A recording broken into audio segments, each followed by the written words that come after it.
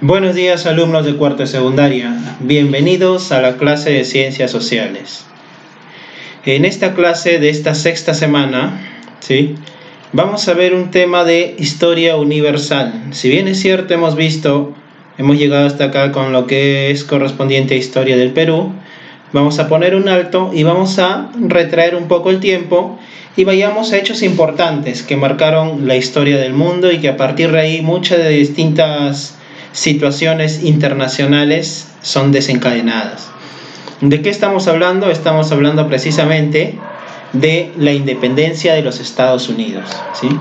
Pero profesor, ¿es importante la independencia de los Estados Unidos para el resto del mundo? Por supuesto, porque es a partir de ahí, es como que el segundo hito de una sociedad que busca esa independencia para poder liberarse, para poder desencadenar, para poder precisamente hacer valer sus propios derechos. Y es como la semilla que va germinando en distintas sociedades, al ver algunos ejemplos previos, que comienzan a tener esa tendencia o esos ideales, ¿sí?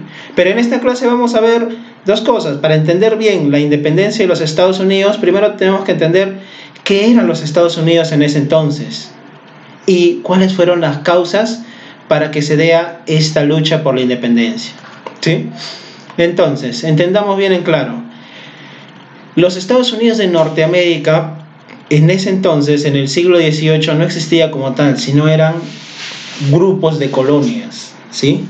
Grupos de colonias que más adelante se hacen estados y ahí comienza precisamente a crecer, ¿ya? Ahora, obviamente cuando hablamos de la colonización de Norteamérica, estamos hablando de grupos de personas, en este caso, en su mayoría, porque no fueron los únicos, en su mayoría de lo que vendría a ser Inglaterra, ¿sí? Si se recuerda muy bien, por esas épocas también se estaba organizando ya la colonización de distintos lugares, porque obviamente América era el nuevo mundo, de distintos lugares. En el caso de Sudamérica estaban los españoles, un poco más adelante también vienen los portugueses a Brasil. Los españoles también llegan hasta cierta parte de Norteamérica, ya viene lo que es México y suben un poco más al norte, pero no llegan a su totalidad porque llegaron los distintos pueblos precisamente ingleses, distintos grupos ingleses. Y hay una particularidad ahí: la colonización inglesa no es igual a la colonización española. ¿Por qué? Porque si bien es cierto, y como les decía en clases anteriores, cuando hablamos de colonización española, hablamos de grupos de personas dirigidos por algún capitán, o en este caso grupo de personas que no tenían un futuro allá en España y venían acá y con la promesa de que acá iban a forjarse un futuro, y así lo hacían. Entonces eran personas indisciplinadas, personas en muchos casos borrachos, sin futuro, desheredados, mientras que los ingleses que llegaban a Estados Unidos no eran necesariamente de ese estrato social, al contrario, eran personas que tenían algo allá, pero buscaban algo mejor o tenían la promesa de algo mejor, y llegando acá, ¿qué hicieron? Lo primero que hicieron fue limpiar sus tierras. ¿A qué me refiero con limpiar sus tierras? Fíjense bien la historia española. ¿Qué hicieron? Agarraron, esclavizaron a los indígenas de la zona de Sudamérica. En muchos de los casos cometían abusos hacia esas personas. Los mismos estos, al no tener ciertos principios ni valores, terminaban haciendo ciertos vejámenes que obviamente terminaban violando a las mujeres, terminaban matando o esclavizando a los varones. A partir de esos encuentros salían obviamente mestizos, salían personas, ya había un cruce de cultura. Mientras que en Estados Unidos, en Norteamérica, no se dio así. ¿Qué hicieron los ingleses? Liberaron esa zona y acorralaron precisamente a las personas indígenas de la zona, los acorralaron y los fueron llevando a cada vez más a territorios más cerrados, pero no se mezclaban, no se entrelazaron. Ellos mantenieron su postura, ¿sí? Entonces, vayamos un poco a esto. He tratado de darte una visión global. Vayamos un poco a esto. En 1497 es el primer grupo de ingleses que llega precisamente a Estados Unidos, y a partir de ahí va surgiendo. En el texto te mando, y también lo tienes en tu boletín. te mando distintos momentos en donde van llegando distintos grupos de personas. Pero ojo, les decía, no fueron los únicos los ingleses.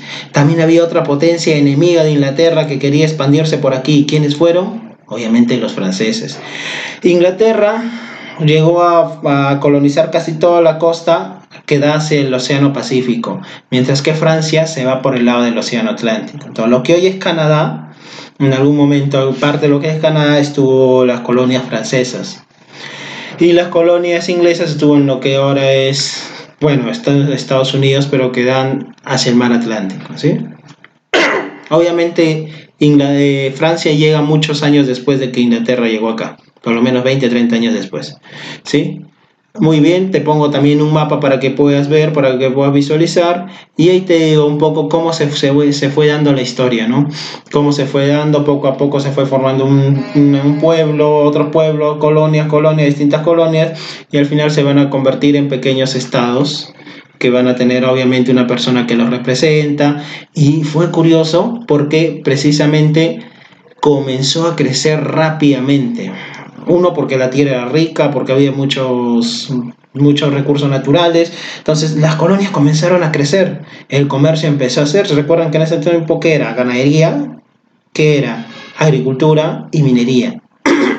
Y de esos tres, la sociedad mundial en ese tiempo se giraba en base a esos tres trabajos, se podría decir, tres oficios, ¿no? Tres era de donde entraba, no había lo que era industria, todavía no se estaba desarrollando. Entonces, eso lo encontraban en Estados Unidos y empezó a crecer. Eso tenían el territorio, tenían los espacios, tenían el campo para el ganado, también tenían minas. Entonces, todo eso comenzó a crecer y las colonias comenzaron a expandirse, comenzaron a crecer un poco más. Entonces, ahí también ya viene un poco la guerra entre eso, ¿no? Por ejemplo, más adelante vienen también otras potencias europeas, ¿no? Vienen los holandeses, se forman por lo que ahora vendría a ser la isla de Manhattan, por ahí. Vienen los suecos, también establecerse cerca de los holandeses. Hay un conflicto, los holandeses terminan votando los holandeses terminan votando a los suecos, entonces se ocupan de ese lugar. Años después vienen los ingleses y terminan votando a los holandeses, toda la zona que era Nueva York, todo eso vendría a ser donde estaban primero los holandeses, y ahí es ocupado por los ingleses. Pero de ahí, obviamente, hay una guerra muy fuerte que se da. Ya esta guerra era cultural en Europa, también se daba, Inglaterra contra Francia, y acá sus colonias también pasan en lo mismo, ¿sí? Acá sus colonias también pasan en lo mismo y también se genera una guerra, colonos ingleses contra colonos franceses. Y comienza todo el conflicto, comienza todo esto, y obviamente te vas a dar cuenta que al final toda guerra que trae, aparte de las consecuencias de un ganador y un perdedor, que trae un gasto, pues. Y ahí fue el gasto que tuvo precisamente Inglaterra que asumir al desarrollar esta guerra, ¿sí? Muy bien. Con todo esto, Francia obviamente pierde ese territorio, pierde esa parte de territorio, se van más a lo que es Canadá. Inglaterra sigue creciendo, todo sigue creciendo, pero para recuperar lo invertido, ¿qué hace precisamente, qué hace el rey inglés? Obviamente necesita recuperar lo invertido, empieza a cobrar impuestos. Y es ahí donde comienza precisamente la ruptura entre la colonia y el reino inglés, ¿sí? Y entonces pasamos ahora sí a lo que son las causas, ¿no? Entre las causas, uno era la prosperidad que tenían las colonias. Prosperó tanto que ellas mismas se dieron ese lujo de decir que no llegado un momento donde no necesitarán precisamente no necesitarán el Parlamento, no necesitarán de Inglaterra para que ellos mismos puedan subsistir, que ya eran casi autosuficientes. Ese es algo que ya se llega a oídos del rey y ya comienza obviamente cierto resentimiento. Ahora, ¿cuándo se agrava más? Cuando pone los famosos impuestos, ¿no? Este famoso impuesto al timbre que le llaman, en donde todo lo que era oficios, todo lo que era comercio, todo tenía que pagar un impuesto a las colonias hacia el imperio, y era un impuesto elevado. Obviamente las colonias dan el grito al cielo, no quieren, empieza todo el conflicto, mandan unos representantes allá. Inglaterra se da cuenta, suprime eso, porque sabe que si eso seguían presionando y jalando más la soga, obviamente las colonias iban a romper la conexión y se dieron cuenta que sí eran autosuficientes. Inglaterra también se dio cuenta que sí eran autosuficientes sus colonias. Pero reemplazan eso por otro, la ley de aduanas de todo lo que se importaba, en este caso el té, el vino, todo esto que venían de Europa para las colonias, les cobran un impuesto fuerte, un impuesto a aduanas. También generan lo mismo, el mismo malestar, ponen las mismas colonias ponen eso, dicen prohibido exportar o de importar cosas de allá, sino que acá mismo van a empezar a elaborar. Le hicieron que acá en Europa, en Norteamérica mismo empiecen a crear. Y si había alguien que importaba algo, le iban a, entre comillas, le iban a arruinar el negocio. Entonces se da eso y ahí comienza el conflicto y va en Boston. Hay una protesta de los colonos. Obviamente Inglaterra había enviado algunas tropas para mantener el orden y comienza en marzo de 1770 se produce una querella y hay pobladores, colonos que son asesinados por los soldados. Eso enfurece más.